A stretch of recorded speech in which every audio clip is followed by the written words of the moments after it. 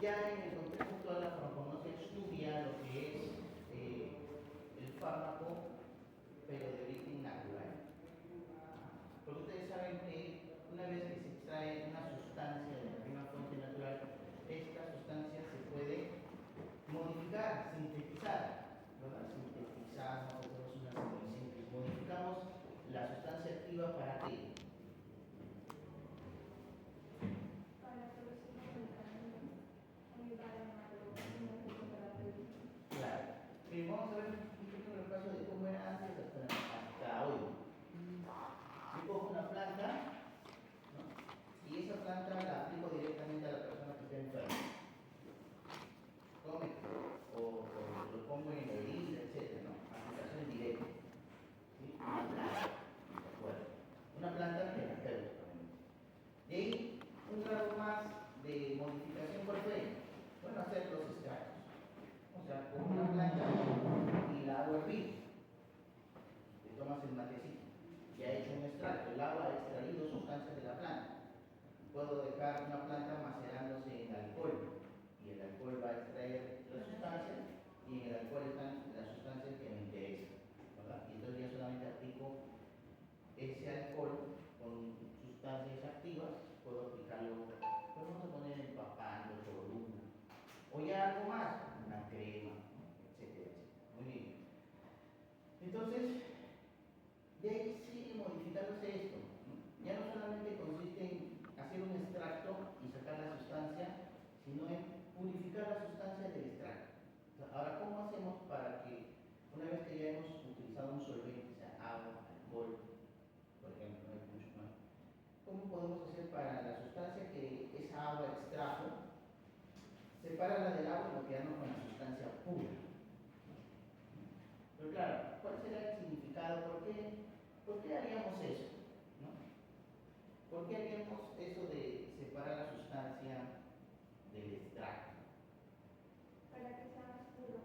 Uno, para que sea más puro, evitar impurezas, impurezas que podrían generar daño, toxicidad, ¿no? Entonces, mejor lo separa. ¿Por qué? Porque si hay impurezas que podrían generar daño, y cuando yo saco un extracto, me entiende que yo saco un extracto, saco una cantidad de sustancia, y obviamente esa cantidad de sustancia, que es la sustancia que me va a hacer efecto, no necesariamente va a estar en la cantidad, en la dosis que me va a hacer efecto. Generalmente son cantidades mínimas las que se extraen. Entonces, para yo poder surtir o experimentar un efecto, tengo que aumentar, ¿qué cosa? La dosis. Pero si está en un extracto impuro, también voy a aumentar la dosis de otras sustancias. Entonces, la necesidad de purificarlo. También la purificación tiene como objetivo la estabilidad del fármaco, o sea, del principio activo, vamos a llamarlo. ¿Sí? ¿Por qué? Porque esa sustancia, estando en ese medio, en ese solvente, puede perder estabilidad, se puede degradar, etc. No dura mucho tiempo. Se puede contaminar microbiológicamente, entonces no dura mucho tiempo. Otra razón más para purificarlo. De acuerdo, muy bien. Entonces, vamos un paso más allá y purificamos la sustancia, ¿no? Como el caso de las hojas de sauce, por ejemplo, ¿no? Que se hizo en orgánico. No trabajamos con hojas de sauce, pero de las hojas de sauce, ¿qué se extraía? ¿Recuerdan? El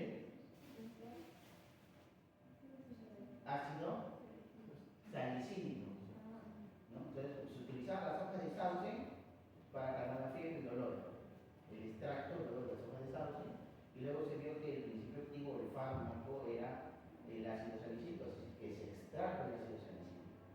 Y una vez que se extrajo el ácido salicílico, ya tenemos el ácido salicílico puro, pero dado los efectos secundarios que tenía, entonces se vio la necesidad de hacer una modificación de la molécula para mejorar sus características terapéuticas y disminuir efectos secundarios, reacciones adversas.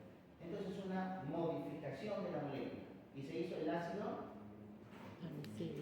acetil salicílico, ¿sí? El ácido acetil salicílico. ¿Qué tal esta melodía? No, nada.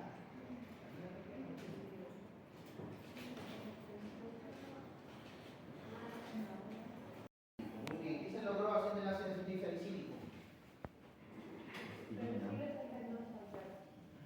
Una que cremita. disminuir efectos adversos. Entonces, ese fue el siguiente nivel. Ese nivel en la actualidad modificar moléculas para tener para mejorar aspectos farmacológicos, ¿no? O sea, cuando hablo de farmacológicos, ustedes entienden que hay dos palabras que definen la farmacología: la farmacodinámica y la farmacocinética. ¿Ya? Ustedes cuando estudian farmacología van a estudiar esos dos grandes temas para es más, tienen un curso nada más de farmacocinética, biofarmacia. Entonces, modificamos dos cosas, tanto la farmacodinámica, es decir, cómo la molécula va a ser para generar un efecto en ustedes.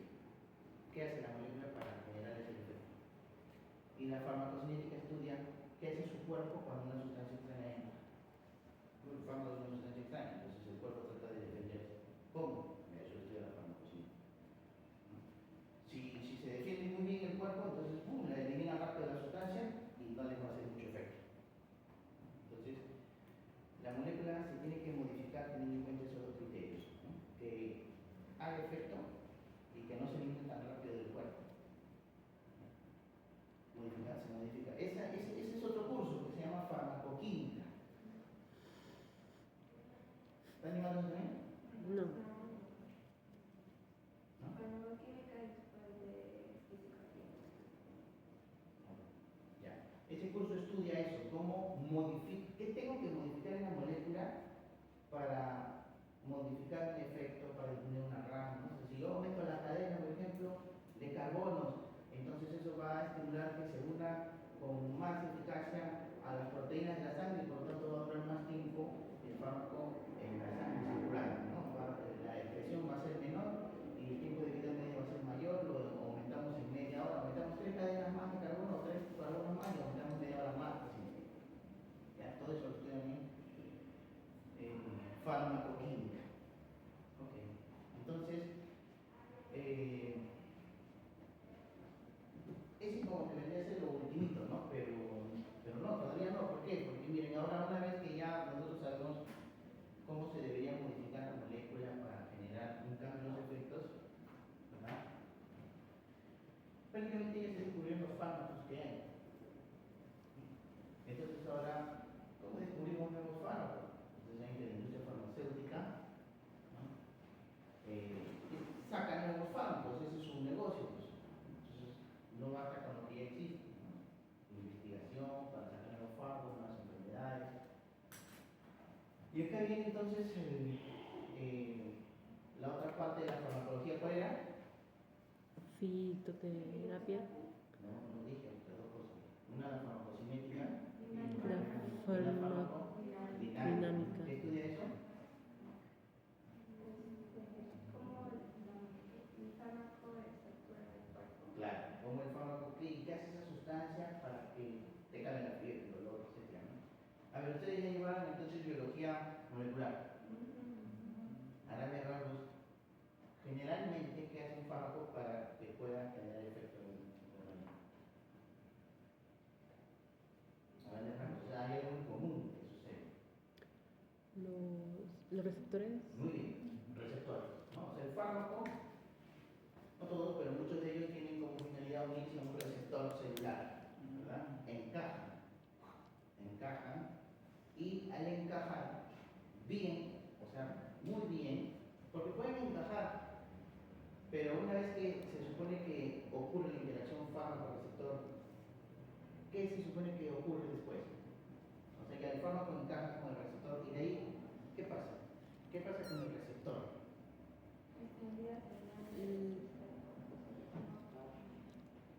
El receptor sufre un cambio conformacional. O sea, cambia su forma. ¿Sí? Cambia su forma. Vamos a poner algo así como cuando vean la conversión de silla a bote. ¿Qué era eso? ¿Quiénes sufrían ese cambio conformacional de silla a bote? No sé para la seguridad de la molécula, pero... Claro, en el caso de silla a bote, ¿quién sufría eso? fuera sencillo. Sí, los carbohidratos, o sea, los ciclohexanos, ¿no? Entonces es un cambio conformacional de la misma molécula que se mueve, ¿no? Cambia su forma para generar una estabilidad, ¿no? ¿Por qué un receptor cambiaría su forma para mejorar su estabilidad? Porque está interactuando con otra molécula que se está metiendo ahí, que es el fármaco, ¿no? O el ligando, ¿no? Entonces sufre un cambio conformacional, se ocurre una interacción. Y si ocurre una interacción con otra sustancia, también puede sufrir un cambio conformacional, pero no necesariamente el cambio conformacional que se va a necesitar para transmitir, ¿verdad?, el mensaje al interior de una célula. Se puede generar un cambio conformacional, pero no genera ningún cambio dentro de la célula. No transmite nada, ¿verdad? Ah, ya, perfecto. Entonces, nosotros necesitamos una sustancia que interactúe exactamente con el receptor para poder generar el cambio que se necesita. ¿Y qué es lo que se hizo, lo que se vino luego? Se vino la química combinatoria. ¿Sí? La química combinatoria. ¿Qué es eso? Es decir, ya acá se trabajaba mucho con software, ¿no? Química computacional, donde se tenía una base de datos de muchas moléculas. ¿Sí? Una base de datos de muchas moléculas. Y, por ejemplo, vamos a poner que el ácido, no sé, a ver, por ejemplo, el ácido acetilsalicílico, que hemos tocado por ejemplo. ¿No? Se sabe que ese fármaco interactúa con quién. ¿No han visto el mecanismo de acción de eso en el curso? O sea, el ácido acetilsalicílico, ¿cómo actúa? ¿Han visto el mecanismo de acción en algún curso? No. ¿En biología molecular no? No. Fisiopatología. Aún no. Ajá, no. Sí.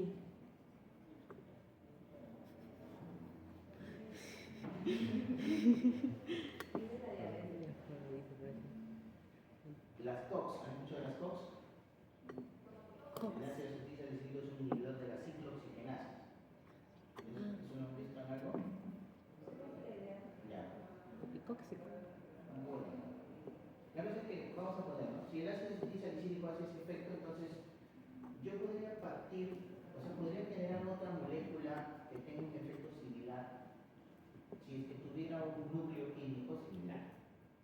¿No? Entonces comenzamos a partir con una base de datos de muchas moléculas que ya existen y que tienen un núcleo químico similar, ¿no? Una base de datos. Y comienzo a meter información de que esas moléculas deberían tener ciertas características para que tengan los efectos que tiene el ácido acetilsalicílico, ¿no? Entonces, toda una base de datos y me da una serie de moléculas. Y esas moléculas parto de esas moléculas y comienzo a sintetizarlas. Si necesitan una modificación más, con la farmacoquímica hago esas modificaciones más. Y tengo una serie de moléculas, vamos a poner que de 1000 moléculas que partí, buscando las características específicas tengo 100, ¿no? Y viendo cuál se parecería más, tengo 20. De las 20 sintetizo las 20 y logro modificar 10. Tengo 10 moléculas para probar cuáles tendrían el mejor efecto con similar al ácido acetilsalicílico o mejor, ¿no? Porque obviamente yo tengo que sacar algo mejor, no voy a sacar algo igual, ¿no? De menor efectividad, ¿no? Tengo que sacar algo mejor para poder venderlo y ganar más plata. La idea de la industria, ¿no? Entonces tengo 10 moléculas y ahora voy a probar con las 10 moléculas, ¿sí? Hago pruebas. La química combinatoria me llevó hasta tener esas 10 moléculas, ¿no? La química combinatoria de la mano con la farmacoquímica me llevaron a tener esas 10 moléculas. Y ahora comienzo a probar el efecto con ensayos preclínicos. ¿Qué son los ensayos preclínicos? Con animales. Con animales. Y entonces de ahí me sale que el mejor efecto se tiene con humanos. Y de ahí parto los ensayos clínicos, ¿no? Pero todo el proceso que se tuvo que hacer para llegar a eso, ¿no? La química combinatoria. No, pues ahora hay otra cosa más, ¿no? Ya la química combinatoria está como que muy al azar, porque como que tengo que tantear, ¿no? A ver qué molécula es la mejor. Entonces ahora hay otra, ya que se parte de la idea de que ya, como se sabe que el ácido acetilsalicílico, por ejemplo, encaja bien con su receptor, ¿no? Entonces partimos ya de ese hecho, de la interacción fármaco-receptor, ¿sí? Tratamos de centrarnos en ese complejo fármaco-receptor, cuando ya interactuaron. Se trata de purificar el complejo a través de una técnica que se llama cristalografía radiográfica. A través de la cristalografía radiográfica se puede purificar esa interacción fármaco-receptor. O más todavía, sin necesidad de purificarlo, se hace una resonancia magnética nuclear y se tiene la imagen en 3D de cómo es la interacción fármaco-receptor. Y con eso uno comienza a modificar algunas cosas, ¿sí?, de las moléculas. O sea, dice, a ver, ya es la interacción fármaco-receptor, es así, de completo. Vamos a mejorar acá una cosita de la molécula, le podemos ampliar esto. Si modificamos estas cositas, podríamos mejorar la farmacocinética. Si le quitamos esta cosita de acá, podemos mejorar o podemos disminuir los efectos secundarios. Ya, entonces nos queda esa molécula, pero que todavía sigue interactuando. O sea, se deja la porción que interactúa con el receptor, eso se deja intacto, y se comienza a modificar otras cosas anexas, ¿no?, del resto de la molécula, que no es la que tiene contacto directo con el receptor. Eso se deja. Y se sintetiza, ¿no? Se sintetiza la molécula ya así como se ha moldeado, se ha diseñado, pero dejando intacto la parte de interacción con el receptor. Se deja intacto y se sintetiza. Y entonces es más rápido, ya no se está tanteando, ya prácticamente se diseña cómo va a ser el fármaco, ¿no? Y debería interactuar con el receptor, y como hemos modificado algunas partes de las moléculas, esta va a mejorar su farmacocinética, ¿no? Ya, eso es lo que se hace actualmente. Y es más, todavía algo más. Una vez que ya se tiene el fármaco, ¿no?, sintetizado así como ha tenido que ser para que interactúe con el receptor y modificar algunas características farmacodinámicas y farmacocinéticas, luego viene la farmacia anémica de vectorización.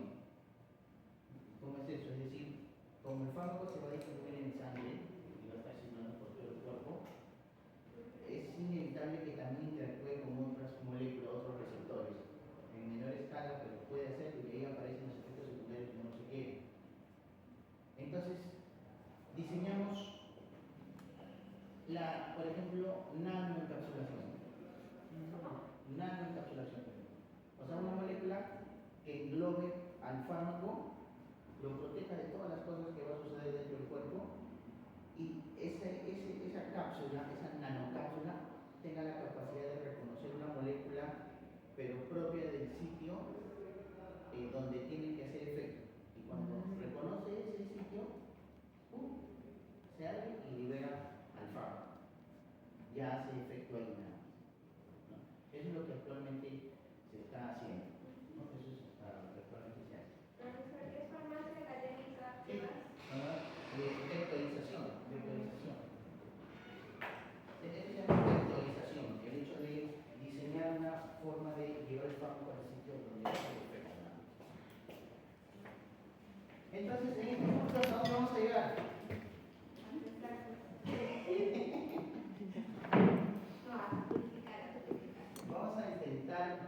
Vamos a intentar, ¿por qué digo intentar? Porque cuando nosotros vamos a querer purificar una sustancia, tenemos que tener alguna forma de corroborarlo, ¿no? Entonces a eso se llama, tenemos que tener equipos de caracterización, ¿no? O sea, algo que me diga que sí lo tengo puro. Lo más cercano que podemos tener acá es la cromatografía, ¿no? Vamos a hacer todas esas técnicas, ¿no? Vamos a emplear cromatografía. Vamos a llegar hasta donde los medios nos permitan, usando los recursos de la universidad. ¿Se puede usar luz ultravioleta? ¿Perdóname? ¿Luz ultravioleta? ¿Qué? ¿Luz ultravioleta? ¿Luz ultravioleta? ¿Qué tiene luz ultravioleta? ¿Se puede utilizar también o no hay? Sí, para reconocer prejuicios. Sí, pero no nos va a decir si hay cosas. O sea, nos puede ayudar a decir qué sustancia hay, ¿no? Pero ni siquiera qué sustancia hay. A ver, yo también voy a decir qué técnicas de caracterización podríamos emplear para saber si ya tenemos una sustancia pura. Es una reunión técnica de laboratorio. Bueno, sí, me acuerdo. Pero lo van a profundizar más igual en química analítica instrumental. sí. ¿no? Pero igual voy a mencionar qué técnicas, o sea, digamos algo, es decir, para poder saber la pureza de esta sustancia necesitaríamos esto, esto, esto, esto. Muy bien, entonces sí vamos a llegar hasta extractos. Es más, primero viene lo que es la selección de la planta, ¿no? O sea, extracto, pero ¿de qué? De la planta. ¿Y cómo seleccionamos una planta? A ver, o sea, a ver, vamos a debatir un poco eso. Hoy día no vamos a hacer plantas tampoco. No hay plantas. Pero vamos a establecer líneas bases para tener una planta. ¿Cómo seleccionamos una planta? Imagínense ustedes son representantes de la industria farmacéutica en el Perú a saquear los recursos naturales. Y tienen que averiguar una planta que haga efecto. O sea, tranquilamente ustedes pueden partir de una planta que ya se conoce los efectos. No estarían descubriendo nada nuevo, ¿no? Pero sí podrían en todo caso ver para qué otras cosas se usan. Por ejemplo, en farmacología hay una prueba que ustedes no van a hacer que se llama tamizaje farmacológico. Tamizaje, a ver, tamizaje o marcha. Ustedes han hecho en analítica la marcha de cationes, ¿no? No, eso sí no hace, ¿no? Pero ya, por ejemplo, hay una cosa que se llama la marcha de cationes, la marcha de aniones. ¿Cómo es eso? O sea, ustedes le van a dar una sustancia. Bueno, no sé si el examen no se me hacía acá. Le dan una sustancia conocida y ustedes hacen su marcha. Ese es el práctica, que dice cómo reconocerla, ¿no? Claro, o sea, en la naturaleza también es igual, en un caso de la vida real. Les dan una sustancia, ustedes encuentran una sustancia y dicen, ¿y esto qué es? Entonces, ¿cómo sé qué es? Esa es la labor de un químico. Y ustedes van a ser químicos, ¿no? Entonces tienen que saber cómo hacer eso. Entonces, una de las técnicas o de los métodos, perdón, que se utiliza es la marcha. O sea, consiste en hacer una serie de reacciones químicas con su muestra para ir determinando qué cation tiene. Magnesio, sodio, mezcla esto con esto. Si te da positivo, es magnesio. Si no te da positivo, entonces prosigue con otras técnicas, ¿no? Con otras reacciones. ¿Te da positivo? Sí, plomo. ¿No te da positivo? Sigue con otra reacción. Y van descartando así, ¿no? Todos los cationes. Y después también tiene su marcha de aniones.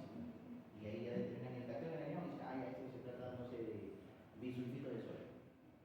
Es una sustancia inorgánica. Ya. Ese es un tamizaje. Tamizaje va a ser lo mismo que marcha.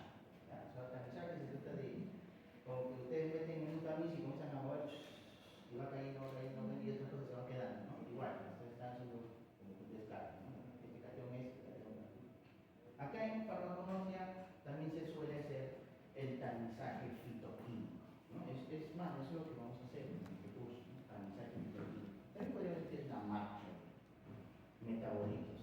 ¿Por qué? Porque ¿qué es lo que generalmente vamos a tratar de encontrar acá? A ver, vamos a ver, en las plantas y animales, ¿sí? Y hongos, ¿sí? O sea, en diferentes organismos nosotros vamos a encontrar, son fuente de sustancias, ¿verdad? Sustancias naturales, que nos van a interesar desde el punto de vista farmacológico, terapéutico.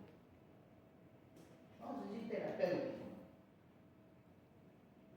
Porque cuando hablo de farmacológico me refiero a una sustancia que va a generar un cambio en el organismo, pero puede ser un cambio para bien o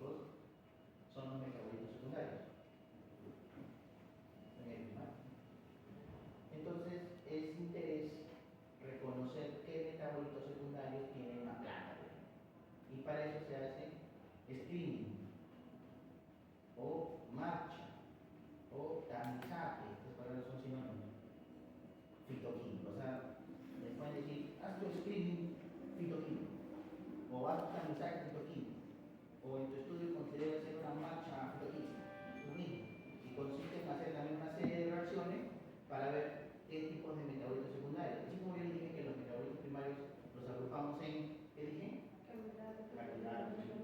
Los secundarios también los agrupamos. En este caso los agrupamos en familias como taninos, flavonoides, fenoles, humarinas, alcaloides.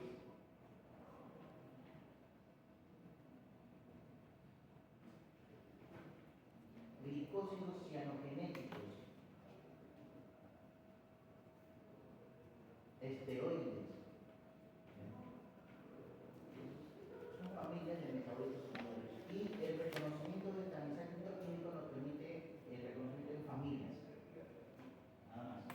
En familias. Entiéndase que dentro de cada familia hay un sinnúmero de moléculas.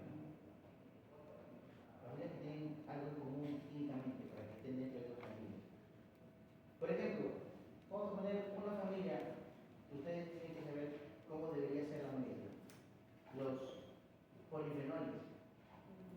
¿Cómo debería ser un polifenol? Ustedes saben que es un fenol. ¿Cuál? Ya, tiene que tener un anillo bencénico. ¿Qué más? A ver. ¿Qué es un fenol? Fenol es un anillo bencílico con un OH. ¿Qué? Está unido con un OH. Ya, un anillo bencénico con un OH. Es un fenol. Y un polifenol es un anillo bencénico que tiene muchos OH. Es un polifenol. Y se ha visto que las moléculas que tienen eso funcionan muy bien como antioxidantes. Previenen el envejecimiento celular. Ah, ya, perfecto. Entonces, polifenoles. ¿Cuántas moléculas puede ser? Un montón. Pero si tienen en común eso, ¿no? Entonces, ya, ese es polifenol.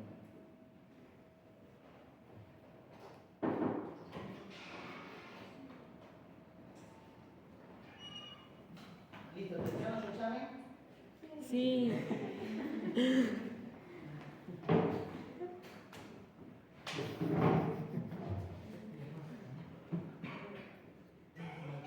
No, ustedes ya vieron, ¿no? Ayer. Su clase de máster. Sí. Eso es teoría. Práctica. Les he hecho una profesora aquí, ¿qué evaluaciones vamos a tener en práctica? No tocó. Solo nos preguntó de una planta. No, el sílabo no tocó. ¿Les mostró el sílabo? No. Se va a tener que coordinar con ella eso.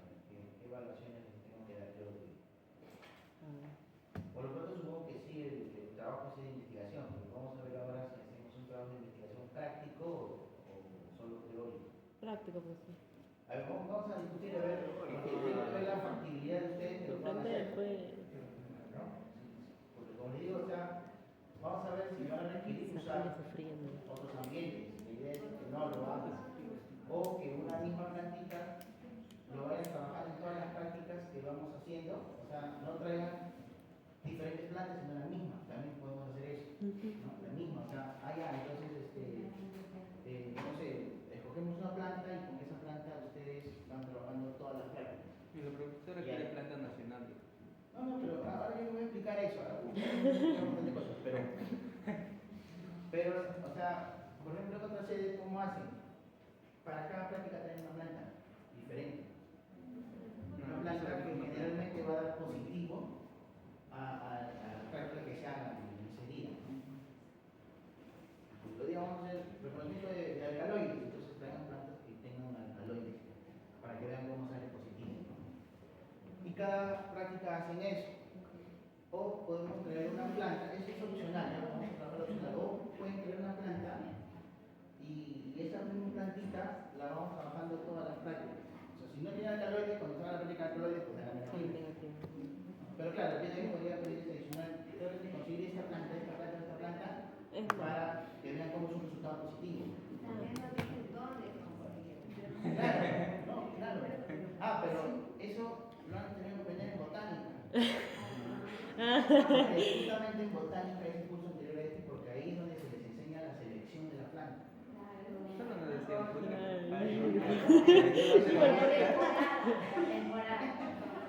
No, eso influye mucho, la temporada, la hora del día en que se recolecta la No, planta. no pedía calabacita, profesor. Sí, las plantas que están alrededor influyen.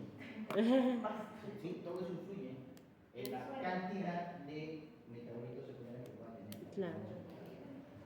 Entonces, Ahí son muy interesantes. ya eso va a quedar opcional. Ya si ustedes quieren trabajar la misma planta, que lo vamos trayendo todas las prácticas, porque acá no se puede quedar nada. ¿No? Y así mismo vamos a ver la cantidad de plantas que van a necesitar. No sé qué les hacen 200 sacos de plantas. Pero no es necesario. Ya vamos a ver por qué. ¿Qué más está diciendo en el video?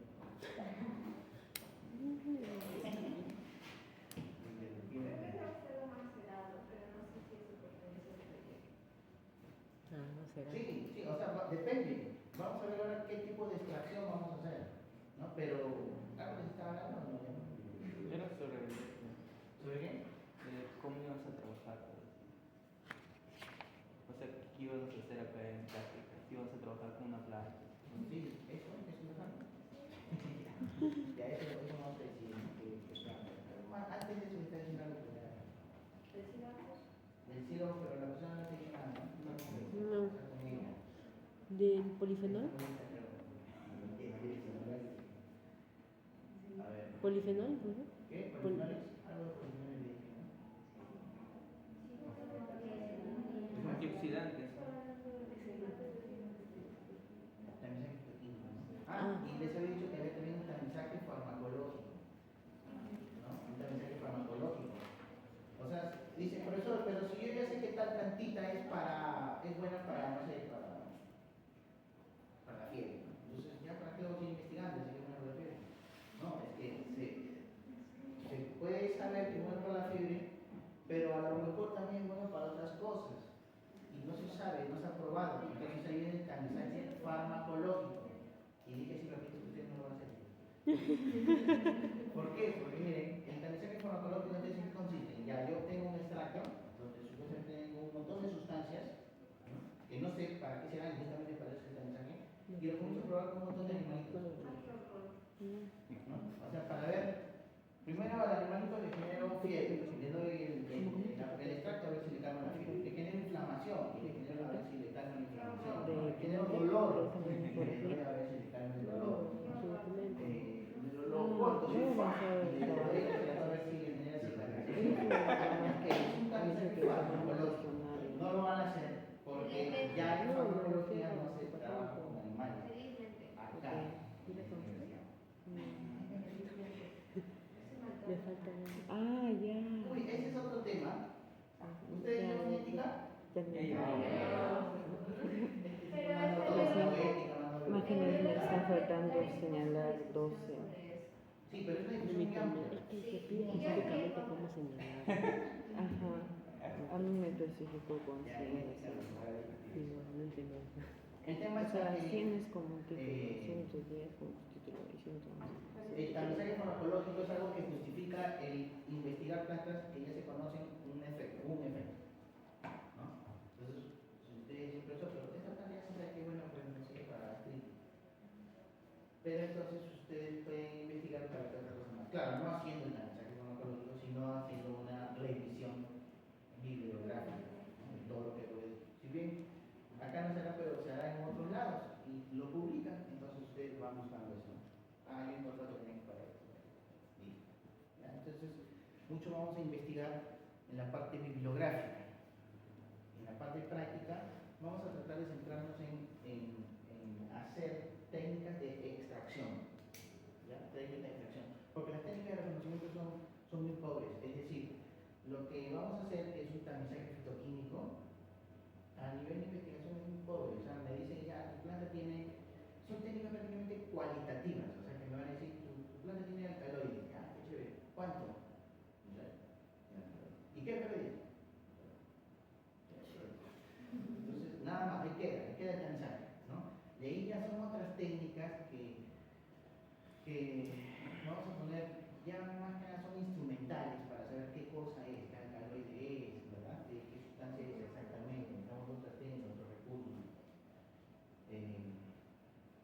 Pero igual, yo les voy a decir todo lo que necesitaríamos para hacer eso. Entonces, mucha revisión bibliográfica y también vamos a hacer técnicas de extracción, ¿no? Y cómo lo vamos a extraer y por ahí revisar cómo lo podríamos purificar. Muy bien, entonces, ahora sí, la parte de la selección de la planta, que podríamos hacer individual o grupal. Grupal. A ver, yo ahora les voy a explicar cómo son, qué cosas se van a necesitar y ustedes ya me dicen después cómo han elegido trabajar, ¿ya? Si grupal o individual. ¿Sería planta? A ver, entonces, ya sabemos que lo primero que tenemos que hacer es elegir una planta. ¿Este laboratorio tenía planta? ¿Ya? Es decir, en el caso ¿Sería de que ustedes planta? quieran trabajar en esa planta, a lo largo Este de todo el laboratorio. curso. Lo Porque práctica si uno. no, Sí, vi planta, entonces no pero tenemos no que elegir indica. ninguna O planta, sea, simplemente usted lo va que a ver la profesor planta dijo, que si yo tiene una elegí cada planta, semana. tiene una caloides, hay que buscar La una siguiente traigan Yantén. caloides. Es una cosa como yo mamá me lo llama. Traigan Yantén y ahí vamos a reconocer el iridoides. Traigan Yantén. Traigan Floripundio. Reconocer alcaloides. Traigan hojas de coca. Ya. Sí, venden, Pero pero es seca. seca. Seca, seca venden. Pero Seco. No pintan nada. Si no le pintan bonito. Alcaloides. Para que.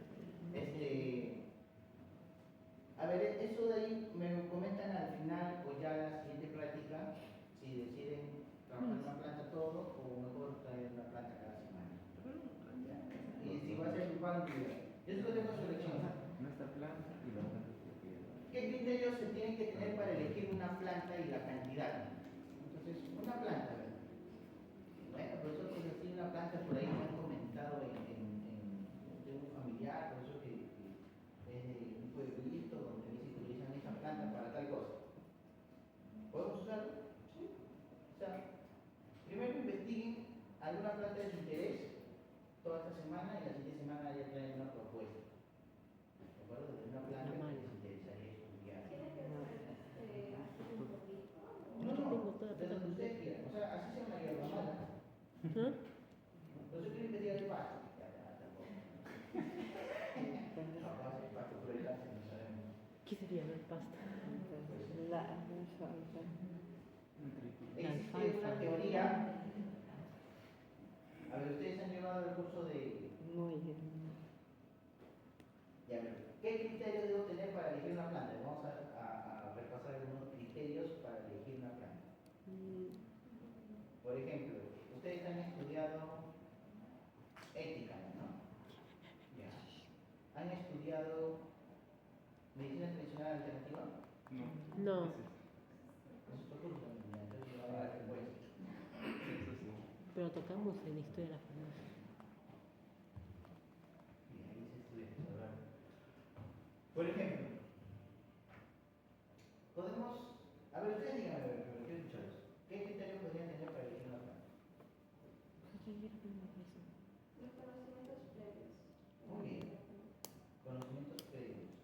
Hay conocimientos previos científicos y no científicos. ¿No? ¿Dónde encontrarían conocimientos previos científicos? En referencias bibliográficas. ¿Verdad? Pero ustedes podrían en todo caso entonces, si van a partir de ahí, buscar una planta, buscando la planta misma, o buscando una enfermedad y luego buscando las plantas Puede que ser. se dice son buenas para tratar esa enfermedad. No sé, desde su punto de vista, ¿no? Algo para diabetes. ¿Qué plantas son buenas para diabetes? Comienzan a buscar, ¿no? O si no, como dicen, ¿no? Me han dicho que mi pueblito tal planta y empiezo yo de ese, ¿no? De la planta misma. Comienzo a ver para qué lo que es, ¿no? Entonces, pueden tener ese criterio, partiendo de una enfermedad.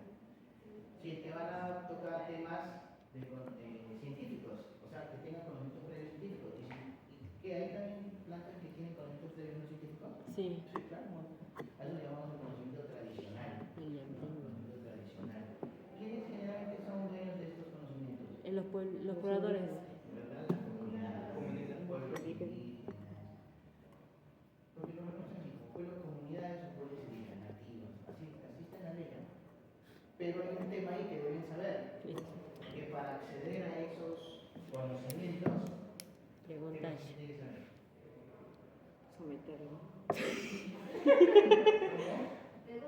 No, no, pero ¿qué estás diciendo? Ah, ya. Para acceder a esos conocimientos, ahora hay todo un marco normativo que protege a estas comunidades de poder extraer siquiera los conocimientos. ¿No? O sea, uno dirá, ah, ya, yo para acceder me voy y me interno en la selva. Todo el viaje, me interno, ¿no? Un amigo de una Shanka, la calle de la Merced, de Junín. Sí, de Junín. ¿Tú? Ya, y ahí estamos en Shanka. Sí. Voy con una comunidad a Shanka y les pregunto, oye, ¿no? Enséñame pues algo sobre tu conocimiento tradicional, ¿no? ¿Cómo curas el Sí. cáncer? ¿No? ¿Cómo puedes reconocer? Ah, ya, utilizamos esta planta, esta planta, esta planta. Ah, bacán, entonces yo ahora me voy así. Con ese Te conocimiento. busca. Ya, ya fue. Te busca. Y digo, ¿no? Sí, yo he descubierto esa planta. Nada, no me acuerdo de por qué. Porque él previamente, ya casi todos los pueblos indígenas han, con mucho recelo, pero lo han hecho, han patentado ya sus conocimientos en Indecopi. Sí, ya han patentado. Es que justamente el Estado peruano, para evitar que las empresas saquen sus conocimientos, lo ha hecho, ¿no? O sea, Indecopi se ha encargado de esto. Ellos han ido y han ido de comunidad en comunidad de todos y les han explicado, mira, tú dime cuáles son los conocimientos que tú quieres patentar, ¿no? Esto va a estar súper reservado, ¿no? Súper en reserva. No te preocupes, ¿no? El Estado peruano te lo garantiza. Y si alguien por ahí descubre alguna propiedad, ¿no? Pero ¿qué es lo que tú ya sabías? Tú tienes que estar beneficiado de lo que él más tarde vaya a hacer, ¿no? Venta, tú vas a recibir 10% de eso. 10%, ¿no? El gobierno de Toledo se estableció un 10% de todas tus ganancias van para él. ¿Ya? Entonces, pues tú has tenido que tratar de patentar todos los conocimientos que puedas porque sabes que por ahí puede salir algo, ¿no? Lo patentas. O sea, lo inscribes y ya es una patente automática, ¿no? Indecopi ha hecho eso con todas las comunidades de todo el Perú. Los pobres, la chilenca, todos, ahí están. Ni sabía que era tanto. Entonces, ¿qué pasa? Que Ya no, tiene ustedes van a puntos tener que en repartir sus relación. ganancias con esa comunidad, si ellos lo inscribieron. ¿Ya? Es más, hasta van a ser multados. ¿Por qué? Porque no han pedido un permiso previo. O sea, el Estado, a través de, por ejemplo, el Ministerio del Ambiente, que es el que se encarga de esto, vamos a tener que encomendado la tarea de cuidar, de cuidar, ya lo he hecho en copia, pero ellos de ser intermediarios entre los que quieren investigar y los que tienen el conocimiento. Por ejemplo, si yo voy a recolectar para estudios una planta de uso o de que se encuentra de forma silvestre, o sea que la encuentro sino más en esa plantita, entonces tengo que tramitar mis permisos con el CENFOR. Ya, voy a ponerles acá para que vean qué es eso.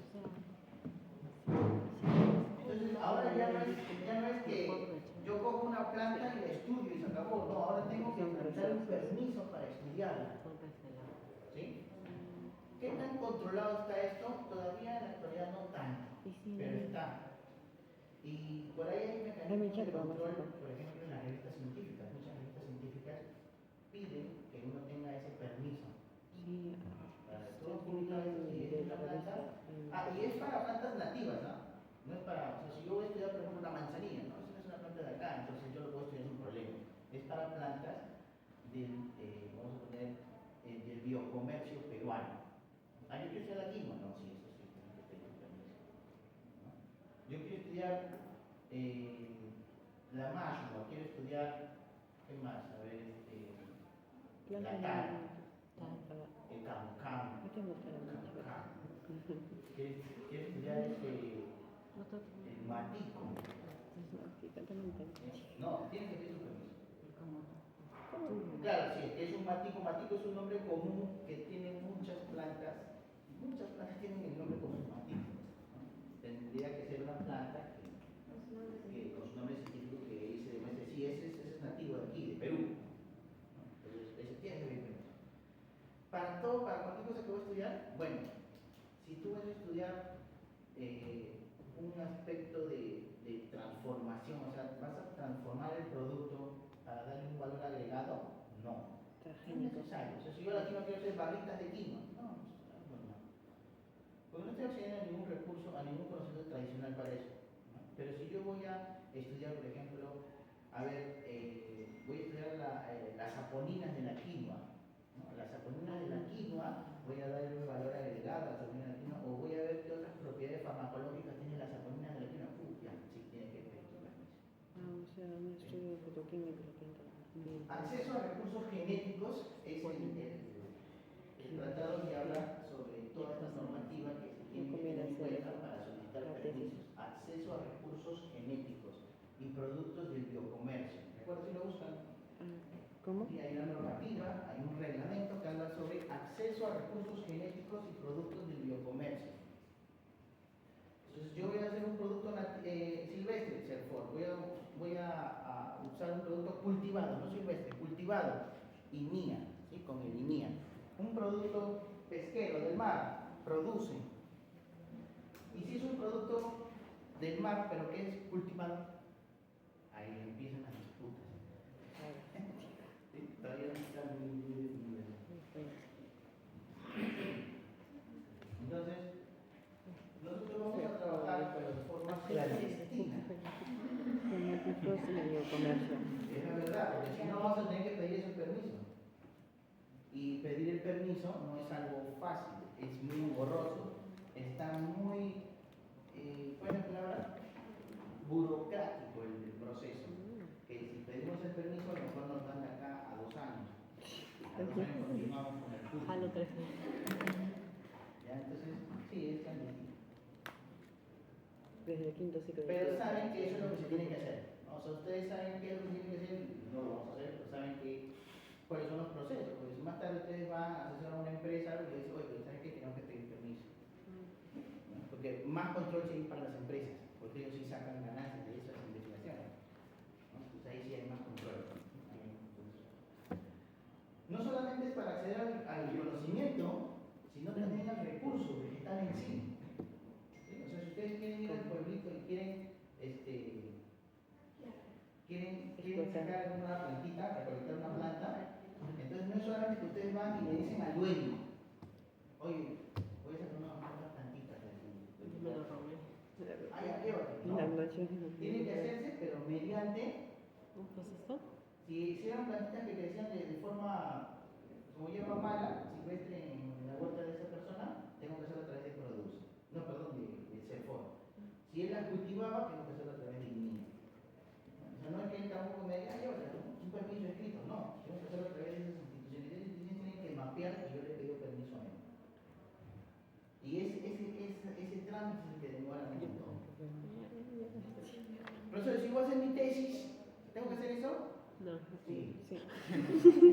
Pero, si yo, o sea, sí, algo clandestino. ¿Cuánto es que yo voy a verme por ahí quizás afectado si no lo hice? Si es que yo quiero publicar en alguna revista, no todas las revistas me exigen, en alguna revista Algunos. de Scopus y internacional donde me piden tu certificado de acceso, digamos. ¿Tienes tu permiso, tu certificado de acceso? ¿Y cuánto tiempo vas a sacar el permiso? 2 años. Puede durar de 6 meses a 2 años. 6 meses y por ahí tienes un contacto dentro. Una manita. Ay, una manita. Igual demora un montón, así que no recomiendo. O sea, que eso esté bien. Compras semillas. Empezamos, por ejemplo, en el de ahora ya nuestra tesis, en que podríamos mandar ahora a americano. Claro. En 2 años. Claro, cuando llegue de acá a 2 años le emiten su permiso y le dicen, no, pero ya venció, porque fue de hace 2 años. Capaz se agilice más ese proceso, pero o sea, siempre es bueno estarlo monitorizando, ¿no? A ver cómo está eso. Pero ya saben que existe eso, o sea, eso es algo que se tiene que hacer por ley, lo tienen que hacer, ¿no? Si no lo hacen, bueno, para un nivel así de práctico es necesario, ¿no? Pero ellos no han hecho esa diferencia, para ellos sí es necesario todo eso. Es que ha habido mucha biopiratería. Biopiratería. Por eso es que se salen estas normas tan exigentes. ¿Qué es la biopiratería? A ver, también van a averiguar qué es biopiratería. Todo lo que estoy diciendo más de examen.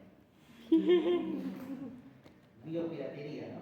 Por ejemplo, la maca, un caso muy conocido de biopiratería, ¿no? Vinieron los chinos, Así lo llevo. se llevaron el germoplano y ¡plum! Pues llevaron su propia maca. Y ellos explotan todo. Ah, la maca, la maca. Pero la maca es eso lo llevan los chinos. Biopiratería. Es un caso muy conocido de la maca.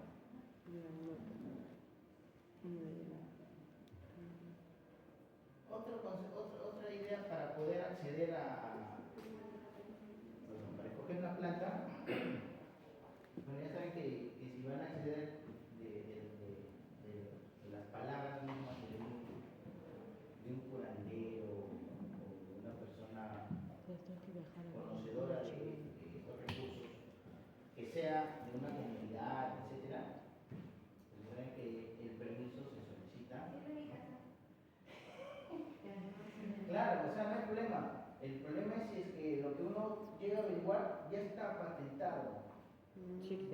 Lo que pasa es que ellos han comenzado a decir incluso más cosas, a ver si por ahí les diga algo. Yo que ya no lo sé. Hay bastantes investigaciones. Me voy a robar más plata. Pero, Así claro, lo de veo lo más. que vamos a hacer ahora no es problema, ¿no? La teoría de los signos. Las pastillas antiguas. Otra también que pueden utilizar. Bioquímica se ¿Cómo es llama. la teoría de los signos? Es una teoría, pero que ya no va de la mano con el método científico, o sea, no es parte de la medicina convencional, sino parte de la medicina alternativa. Ustedes saben que existe la medicina alternativa, que es todo lo que se sabe de medicina, pero que no va con el método científico. No es que no vaya, sino que no se ampara, no lo han hecho al menos, ¿no? Con el método científico. Y es medicina tradicional. Por ejemplo, la pasada del huevo, la pasada del cuy, ¿no? Pues ¿Has escuchado eso? Sí. No es brujería.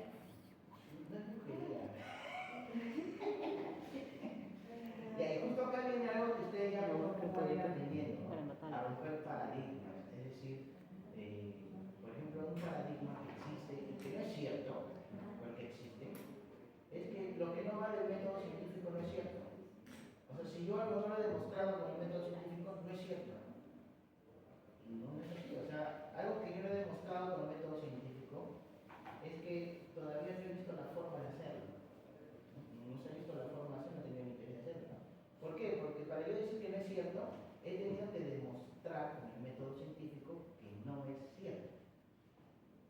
Y ahí yo puedo decir, no, eso es cierto. Por ejemplo, si yo les paso el PUI, ¿no? Es una terapia folclórica, Para que pueda ver. ¿verdad? Paso el PUI, te cubre el susto no hay algo tipificado como susto en la enfermedad, pero hay personas que se alivian de muchas dolencias con este tipo de tratamientos. Un tratamiento folclórico. No, es que no todo es mental, por eso. Por eso que para decir que todo es mental, tendría que demostrarlo científicamente que es mental. ¿Se puede demostrar científicamente cuando algo es mental? Sí. Por eso existe el efecto placebo, para demostrarlo. Entonces, si no se ha demostrado que eso es mental, no puedo asegurar que eso es mental, ¿verdad? Tendría que demostrarlo científicamente que todo eso es un efecto placebo para yo asegurar que eso es mental, ¿verdad? La gente se sugestiona porque ya está demostrado. Pero si no lo he demostrado, o sea, como uno como científico no puede negarlo, si no ha demostrado lo contrario, ¿verdad? Entonces existen muchas terapias así, ¿no? No están demostradas en el método científico, pero surten efecto, y por eso que se prevalecen a lo largo del tiempo, ¿verdad? Surten efecto, o sea, hay personas que creen en eso y hay personas que no, pero un científico, uno que tiene rigor científico, no lo puede desmentir hasta que no demuestre ¿Qué es? que eso es falso. ¿Se puede demostrar eso? Sí. Por ejemplo, a ver, yo en una práctica de bioquímica, pero no sé lo que sea, por ejemplo, hago una práctica donde a los alumnos les digo, vamos a probar hoy día los receptores sensitivos. Vamos a probar cómo funcionan los receptores sensitivos del olfato y el gusto. Y para esto vamos a ver que los receptores sensitivos tienen la capacidad de distinguir intensidad de señal. O sea, ¿cómo lo vamos a hacer? Yo les explico, ¿no? Voy a coger una solución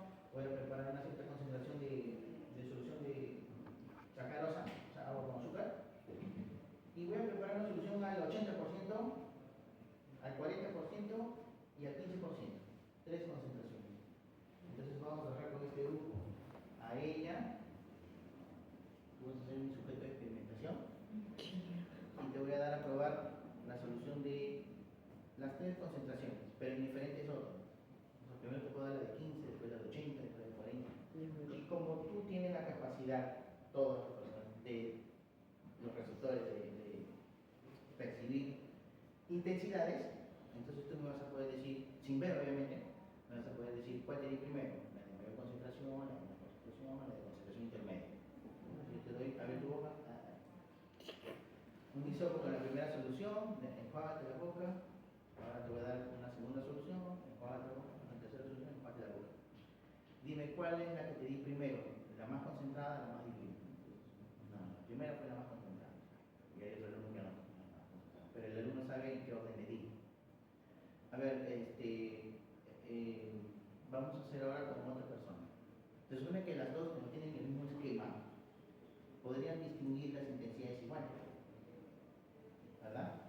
O sea, ella también tendría que decirme el orden que me dijo ella, ¿no? A ver, ¿cuál te di primero? El de mayor intensidad, después el de menor intensidad, lo anoto. Hacemos con este grupo, diferentes sabores y olores también, ¿no? Yo les digo, voy a hacer ilusiones, vamos a tomar en olores, ¿no? ¿Cuál te di primero? El más intenso, ¿no? Después el menos intenso, anoto en otro lado. Y después hacemos la discusión y te digo, ya comienza a ver. ¿Han tenido que coincidir estas dos personas en el orden? Sí. de la conversación. ¿Resultados? ¿Coincidieron? No. No te ¿Por qué no coincidieron? Entonces, ya, que tuvo COVID. No. Le voy a explicar por qué. Porque en realidad no hice ninguna dilución. La misma concentración se la di a todos. Y es lo que hago, porque para eso hay un alumno que ve que sí, no hago ninguna dilución. Entonces, así.